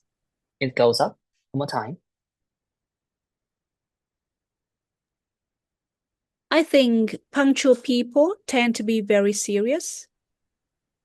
Which can be a good thing. You don't say which can be. It's more like which couldn't be. Which can be a good thing. A good thing, right? Which can be a good thing. Which can be a good thing. Right. Which can be a good thing when they urge others to show up on time instead of show up on time. You have to stretch the time out. When they urge others to show up on time instead of waltzing in 15 minutes late. Yeah. Instead of waltzing in 15 minutes late. When they urge others to show up on time instead of waltzing in 15 minutes late. One more time. When they urge others to show up on time instead of waltzing in 15 minutes late. Instead of waltzing in 15 minutes late. Waltzing in. When they urge others, they urge others to show up on time instead of waltzing in 15 minutes late. No, it's waltzing. Waltzing. Also, no break here. I know that there's a comma, but theoretically, you can navigate the entire chunk without breaking them apart. When they urge others to show up on time instead of waltzing in 15 minutes late. Continue. When they urge. When they urge others to show up on time instead of waltzing in 15 minutes late. It didn't stress the word time. When they urge others to show up on time instead of waltzing in 15 minutes late. When they urge others to show up on time instead of waltzing in 15 minutes late. No, you still did not stretch the word time. The time here would be stretched like this. Time, so the at the end. When they urge others to show up on time, right? One more time. When they urge others to show up on time instead of waltzing in 15 minutes late. There was still no stretching. Let's move on. Well, in theory, the good thing here is that, as you can tell, Miss Swap, you are capable of going through all these words in one breath. The next thing that you need to add to your to-do list is to try to come up with ideas in chunks of words in English, not Vietnamese. In English chunks in time, right? When they urge others to show up on time. I mean, I was clearly not thinking about the words, right? Because it would take me forever to arrive at this word, urge. There were like tons of words that could be used, right? But it felt natural for me to use the word urge. So I used it. Okay. This part here, criticize the latter, not later. Criticize the latter. Criticize the latter. Okay. So if you were to learn complete ideas, you can learn this one. This is a complete idea, which can be a good thing. Right? And you can use it in different contexts. Like, so my husband is really into running these days, which is actually a good thing, right? Which is actually a good thing. My daughter is learning how to spell, which is an exciting thing, which is pretty exciting. Well, I've lost a couple of weights. Sorry, I have lost a couple of kilograms, which is a good thing. I'm doing a course with Mr. Kwan, which can be a good thing if I can actually make improvements, right? Chunk of word, which can be a good thing. That's one chunk, one group of words. You can also learn phrases like this. They can also like go overboard and blow things out of proportion when you show up a tad late. Right? One chunk here, one chunk here. They can also go overboard. So to learn to say meaningful utterances, you should learn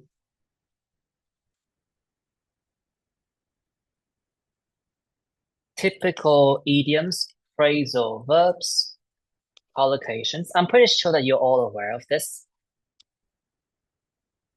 Learn to pair the idioms with other grammar words. For example, so this happened many moons ago. This happened many moons ago. In this particular sentence, can you tell me which part is the grammar part and which part is the collocation part? Lee, please.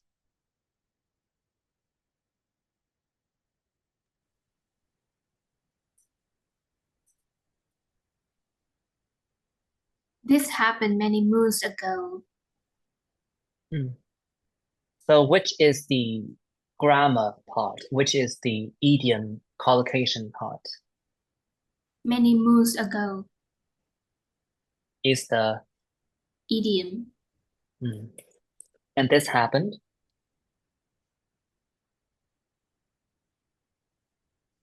Is that collocation or grammar? Grammar. Grammar. Right? I'm sure that you're already aware of the first step, which is to learn typical idioms, phrasal verbs, and collocations. But the second step is also very important, and it often takes the form of making sentences, right? Essentially, just make sentences with words. But you need to learn to pair the idioms with other grammar words. And when you speak, pay attention to this. You're not supposed to stress. You're not supposed to stress or stretch grammar words. You only stress important words, meaning carrying words, right? Learn to practice, right? Practice to go through grammar words easily and stretch or stress important, meaning carrying words. So this should be something. So for this particular sentence, it could be pronounced or it could be said like this. Well, this happened many moons ago. So this happened many moons ago. Right? You're not supposed to think about the word this happened. Right? And if you do this regularly enough, if you do this regularly enough, you'll be able to, have quicker reflexes with grammar words. And you can also pace yourself when it comes to, meaning carrying words. And of course, there's also the last step, which is to repeat. Repeat to reduce unnecessary pauses for grammar words and stretch or stress important words more clearly. Repeat to reduce unnecessary pauses. Okay. The last step is actually surprisingly challenging because, well, for my fair share of experience as a teacher, it's always easy to do it again, right? And make the same mistakes.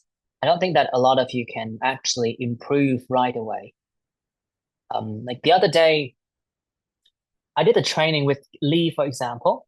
Sorry, Lee, for putting you on the spot here. I did, a couple of support sessions with Lee and a couple of sessions with Chung. And on average, these two actually needed like 5 repetitions, 5, not 2, 5 repetitions to actually deal with the mistakes they have made, right? So it can be a process, and you have to be patient. You have to give yourself time and patience, right, when you practice. Okay, now Miss Book, any question regarding the whole thing about how to say meaningful utterances? I just need to practice regularly, I think. Is that gonna be that straightforward? What do you need to pay attention to when you practice? Think of the full ideas before speaking. Cool. That's one thing to bear in mind. And when you repeat, you should also strive to reduce unnecessary pauses for grammar parts, right? Okay, let's continue. We have a few more sample answers here. I think we can just go through them. There are a few hints, so you guys can, take the ball and run with it. Now, you need to go through this part and then you can, extend your answers the way that, you want. Hoa, please. Oh, sorry, not Hoa. Chang, please. Which is more popular? Yeah? Me? No. Hoa, I've already asked you to do this. Dai, please. Which is more popular in your country, credit card or cash? I'm not Not entirely entirely sure. sure. I'm not entirely sure. I think people tend to choose credit cards when they buy things at shopping malls or go to the coffee shop. It's like more civilized, and in many places they don't accept cash. Starbucks, for example, they they forces their customers to transfer money online, to control or to declare their taxes more easily, I guess.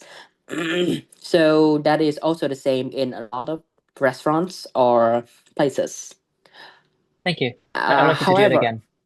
I'd like you to do it again. Pace yourself. You were still very jumpy. yeah. Okay. Sorry. Okay. I'm not entirely sure.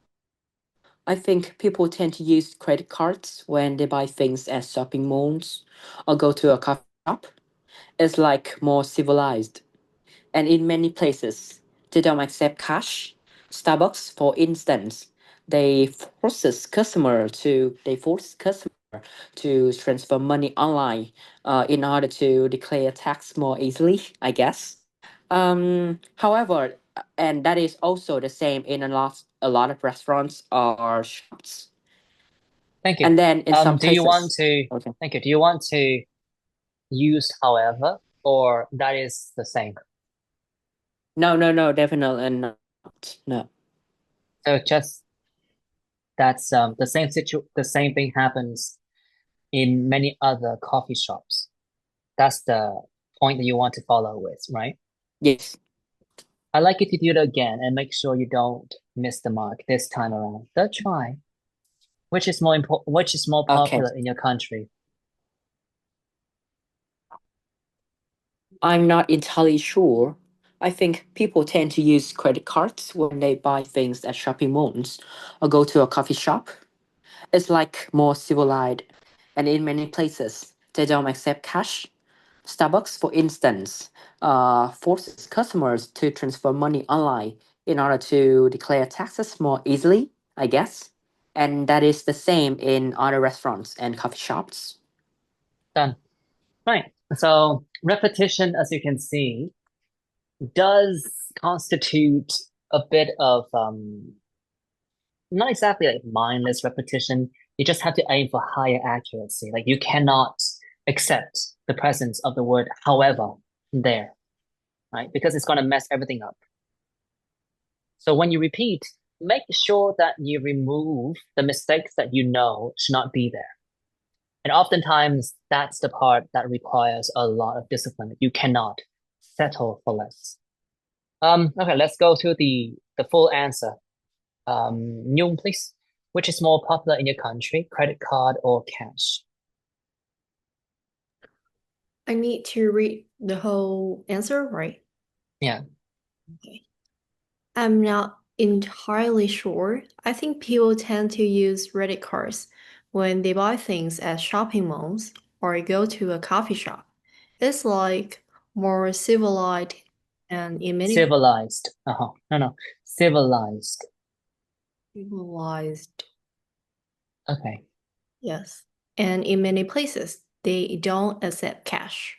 Starbucks, for instance, has gone completely cashless. So you have to ring your credit cards and transfer your money online to buy drinks there. It's also not advised to bring lots of cash when you use public transport, there might be thieves, and you'll be putting a target on your back for carrying cash. And then in some places, it's better to bring cash, like when going to traditional markets. They also have online banking, but certainly nothing to swipe credit cards with. Credit cards. Why did you skip the part? Credit cards. Credit cards with. Also, the part about thieves. The pace was a bit weird. Let's do it again. There might be thieves, and you'll be putting a target on your back for carrying cash. There might be thieves, and you'll be putting. No, not thieves. There might be thieves. It has to go up. There might be thieves, And you'll be putting, so that's pretty fast. And you'll be putting a target on your back for carrying cash. So target, bag, and cash. And you'll be putting a target on your back for carrying cash. I don't think it was a good idea to stretch the word putting. It should be faster. And you'll be putting a target, and you'll be putting 5 syllables. You can go through them. And you'll be putting a target on your back for carrying cash. And you'll be putting a target on your back for carrying cash. Not quite there yet. One last time. And you'll be putting a target. Just very fast. And you'll be putting a target. Target. I have to hear that part stretched. And you'll be putting a target on your back for carrying cash. And you'll be putting a target on your back when you're carrying cash. Okay, a bit of freestyle. It's fine. Let's move on then. What are the advantages of using credit card? Just read some of the hints and try to give your own extensions. That's all. Phương, please.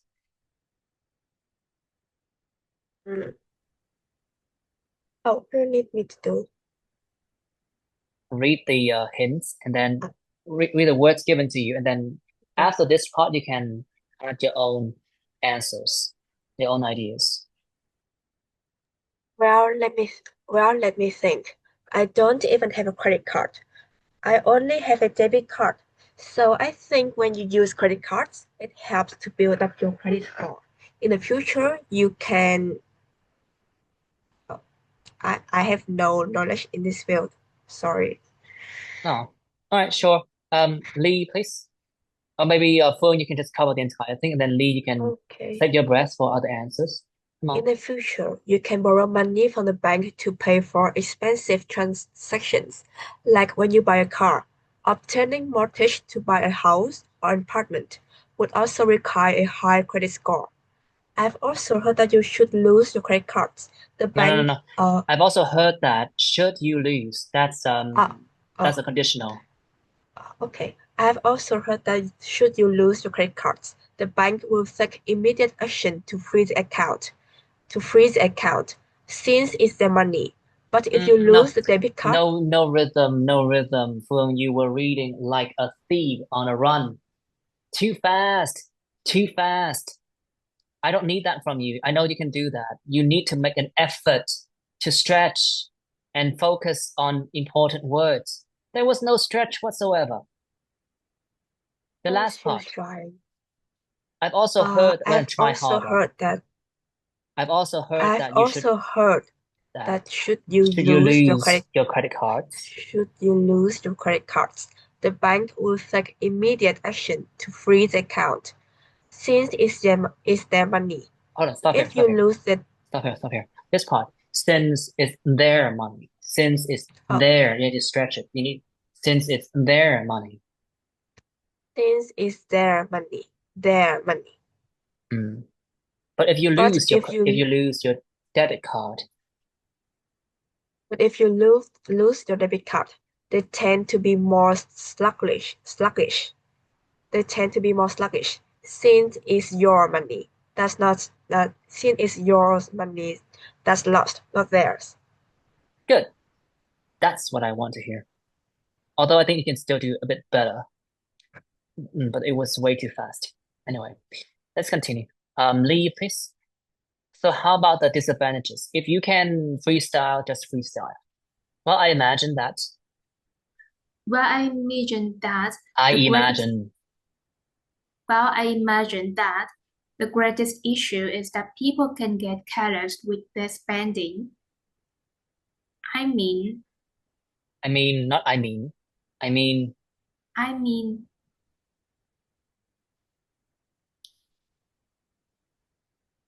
actually, I can't freestyle at the moment now. okay. You need to work on your intonation then. Well, I imagine that. Let's repeat this part first. Well, I imagine that the greatest issue is that people can get careless with their spending. Spending. So this word here, spending. Well, I imagine that the No. greatest Just the last word first. Spending. spending. All right, let's take it from the top. Well, I imagine that the greatest issue is that people can get careless with there their was no pause. spending. Stop. Well, I imagine that the greatest issue is that people can get careless with their spending. I imagine that the greatest issue, right? The greatest issue is that people can get careless with their spending. Well, I imagine that the greatest issue is that people can get There was careless. no pause. Oh my God, there was literally no pause. What you were saying. Well, I imagine that there was, I imagine that the greatest issue is that people can get careless with their spending. Well, I imagine that the greatest issue is that people can get careless with their spending. No, with their spending. With their spending? From the top? Well, I imagine that the greatest issue is that people can get careless with their spending. No. 3 mistakes. Back to back to back to back. One last shot. Well, I imagine that the greatest issue is that people can get careless with their spending.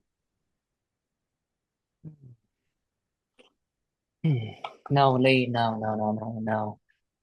Or maybe yes and yes and yes and yes. I'm not quite sure what would work for you. But there was no, oh, wait, okay, so you were able to chunk properly, but there was no intonation. You sounded as dead as this table in front of me.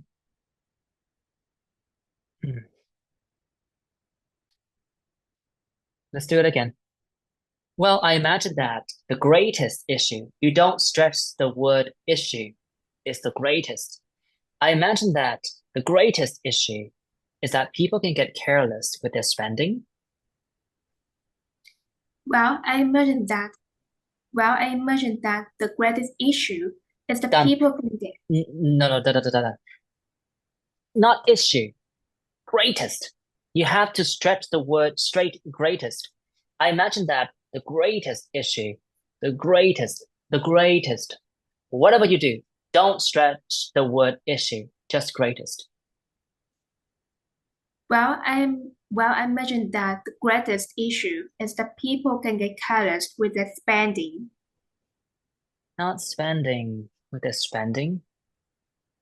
With their spending?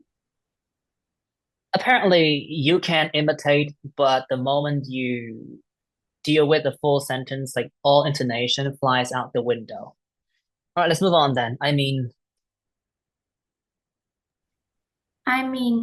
not all of us can manage our expenditure well. And if we have access to a huge amount of money, we might go overboard and buy things that we can't realistically afford. well, the last word was fine, because that was the end of this answer anyway.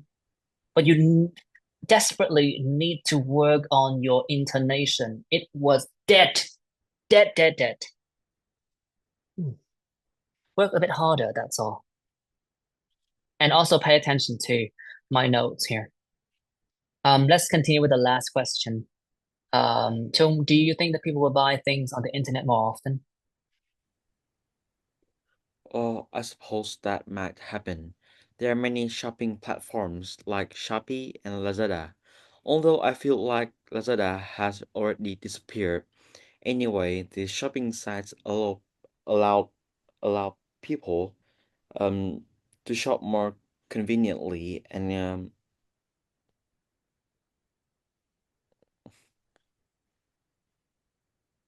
like, compare prices easily. Okay, do it again. I suppose that might happen. I suppose that might happen. There are many shopping platforms like Shopee and Lazada. Although I feel like Lazada has already disappeared. Anyway, the shopping sites allow people to shop more conveniently and also compare prices more easily. Done. Okay. So you have clearly managed to, take out the box regarding repetition and improvement, right? You kept your answer squeaky clean, although too much like Lee and Fung, your intonation was also all the way dead, like 6 feet under. This particular part is kind of tricky. So this is like a side remark, a side random remark. So you have to cover this a bit faster, right? So instead of, pronouncing everything clearly, it should be something like this. I suppose that might happen. I mean, there are many shopping platforms like Shopee and Lazada, although I feel like Lazada has already disappeared, right? So that is like, sometimes when you want to add like a random non-essential remark, you have to do so with a faster speed, right? So it should be like, although I feel like Lazada has already disappeared. Anyway, these shopping sites allow people to, please let's end this on a high note. Yeah. Read. I suppose that might happen. I suppose that might happen. There are many shopping platforms like Shopee and Lazada, although I feel like Lazada has already disappeared. Anyway, these shopping sites allow people to buy products from various stores and read reviews before making their decisions, so it's very convenient. When you go to a physical store, you get to immerse in the atmosphere of the store and touch the items, but you're also pressured by the sellers, which might cause you to end up not buying the things you actually want. So So, all right, so this is where the examiner is going to stop me because, well, it's the end of the test. And on okay. that note, I want to wrap up this session. I like to make some notes again. I know it's a bit like over time now, but Lee, do better, right? Do better. Extend your answers more. Work on your intonation. Your intonation when you speak is actually more natural than when you read. The same thing happens to Fung here. You know how to read, but I'm not quite sure if you know how to adjust your intonation, right? So make sure you go up and down, and then stretch words out, right?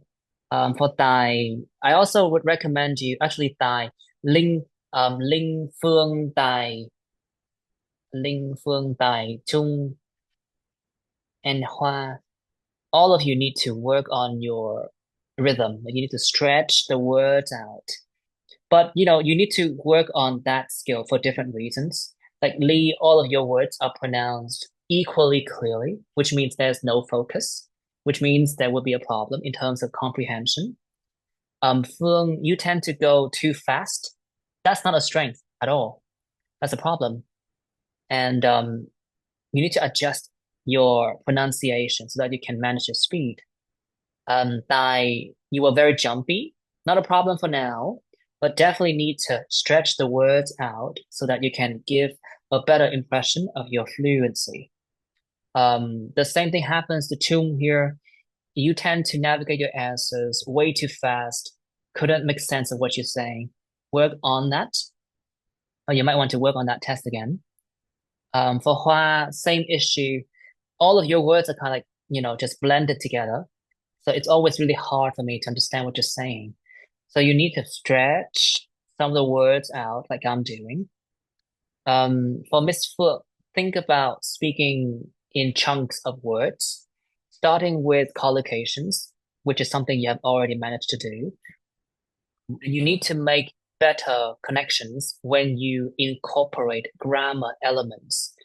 Like when you say, when I was a kid, that should not be, a hard sentence at all.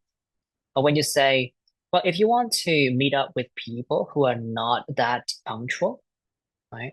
Even though I'm still thinking about that idea completely off the cuff, I still can make a good impression because I can stretch my words, right? So Miss Foot, work on that. For Nhung, perhaps you need to also stretch your words, but I feel like your issue right now is that all of your words are, how should I say that, already too stretchy. Yeah. So you need to go through less important words slightly faster. You already know how to stretch, but you tend to stretch every single word. And the same happens to Chang here. The pronunciation is very clear, but you and Lee share the trait of like pronouncing all the words way too clearly. So there's no rhythm whatsoever. And when you focus on each individual word, it's going to hold your fluency back. And it's going to make speaking a really arduous task, right? So think in terms of, bigger chunks of words, Chang. I also think that you have the problem of like translation. Every once in a while, I mean, you clearly know how to speak English, but I do think that your speaking speed right now seems to imply that you're still, translating word at the back of your head, which is definitely not a good thing. At the back of your mind, sorry, wrong idiom. At the back of your mind.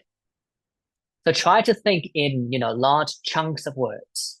Large chunks of words. Yeah, that's all. All right. Thank you, everybody. Have you got any question for me? Not a good hair day. Yes, I have a question.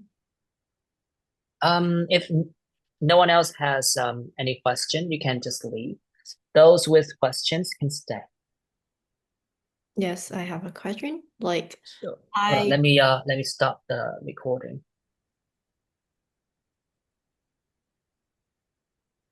Okay. Yeah, sure. Yeah. I also don't have a tendency to go up at the end of the whole sentence. Like, maybe I just go up at some points. For example, I would say spending rather than spending. So it's just my style, or it's definitely a mistake that I should fix. Well, at the end of an answer, usually you go down, right? Yes. So the problem is, sometimes as you navigate your answer, after the first sentence, for example, you want to signal that you want to keep on speaking, right? So you need to go up. Because of that reason, you go up for two reasons. First of all, you want to show your excitement. And the second reason is that you want to show the examiner that you still have a few more words to say. Maybe So because it can be a mistake. It can be a mistake. Or maybe not a mistake, but it shows a lack of flexibility. Maybe because I usually don't have that kind of excitement while speaking. That's not a good excuse. Also, don't care. Like should I involve more emotions while speaking? Or maybe you don't really need I think that like I can't tell you to be more, I don't know, emotive when you speak because, to each his own. A lot of people are nonchalant by nature, right? And if you're talking about something that's really boring, it's kind of hard for you to act all interested, right? But I do think that you need to go up and down for the sake of maintaining the listener's interest. And if you want to continue speaking, you need to tell you need a sign that tells the examiner that, yep, I'm gonna continue to speak.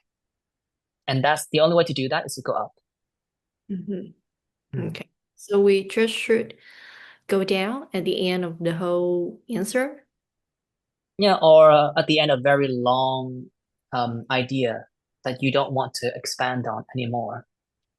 Yes. Okay. Okay. No, if you have no other question, you can leave now. Phương, any question? You can leave now. I have a question, but not about today's lessons. Oh, sure. Like mình không có TR trong bài speaking ạ, thế nên là nếu mà em trả lời sai câu hỏi của giám khảo, kiểu em hiểu sai xong em trả lời sai thì người ta có stop em lại, người ta để cho em trả lời. Thường là câu hỏi part 1 sẽ rất là khó hiểu sai nhé. Nếu hiểu sai thì nó là vấn đề của mình đấy. Đó là cái thứ nhất. Cái part 2 thì nếu như em không rõ về cái từ nào thì em nên hỏi. Còn part 3 là cái chỗ mà thường sẽ xảy ra chuyện đấy. Thì nếu như mà em trả lời sai thì người ta có thể sẽ nhảy vào hỏi em lại luôn. Ví dụ người ta hỏi là So, where can people in Vietnam see advertisements? Đấy. Thì câu đấy mình có thể hiểu, mình sẽ hiểu ngay là những người ở Việt Nam họ thấy advertisement ở đâu đúng không? Thì mình có thể nói là advertisement người Việt Nam hay thấy là ở trên mạng. Đấy. Nhưng mà examiner có thể ý của người ta là thường á ở Việt Nam thì người dân sẽ nhìn thấy advertisement ở đâu trong đất nước Việt Nam ấy, thì lúc đó mình trả lời theo kiểu khác, đó là well they can find advertisements virtually everywhere, they are omnipresent in a way. You can find them in shopping malls, where there are lots of like big brands and all kinds of businesses that want to reach out to customers and persuade them to make purchases. Đấy, kiểu như vậy ta sẽ nhìn thấy ở đâu. Thì nếu như mà người ta không em bị hiểu nhầm vì cái lỗi của người ta thì người ta sẽ nhảy vào để giúp em. Còn nếu do em thì sao, kiểu ví dụ là người ta hỏi là với em nhớ kiểu technology đã thay đổi việc mọi người telling stories như nào, em hiểu thành là reading stories, em bảo là kiểu sẽ giúp con người kiểu read thấy hay hơn các thứ, thì em hiểu sai hoàn toàn một từ trong đấy, thì người ta có stop em lại hay người ta chỉ kiểu silently judge là em đã Có, trả lời sai? người ta có thể sẽ hỏi em lại là so how about telling stories, what is the impact on telling rather than reading. Thì đến đấy là nỗ lực cuối cùng đấy. Nếu như em vẫn trả lời theo hướng reading thì là em hiểu sai đề. Ờ, nó có ảnh Anh nghĩ hưởng là đến thường là giám khảo sẽ correct em lại nếu như em hỏi hiểu nhầm. kiểu nó có ảnh hưởng đến đến điểm số, bởi vì em không thấy có TR, em không biết là kiểu nếu mình trả lời sai. Cái tiêu chí đấy là phần fluency and coherence. Thì trong cái chữ coherence là cái yếu tố là appropriate extension ấy. Oh, Đấy, okay. thì nếu như giám khảo cảm thấy là đấy là một cái extension, tức là nó chỉ hiểu nhầm rất là đơn giản thôi thì nó không trừ điểm em đâu. Nhưng mà nó chỉ đúng với cái level như kiểu là 7, 7,5, 8 thôi. Còn 8,5 và 9 ăn nhau chỗ đấy, tức là mình chỉ hiểu nhầm ý người ta một xíu thôi người ta sẽ trừ điểm ngay. Okay. Yes. Okay. Okay. Thank you. Good Okay. night. Bye bye. Okay, good.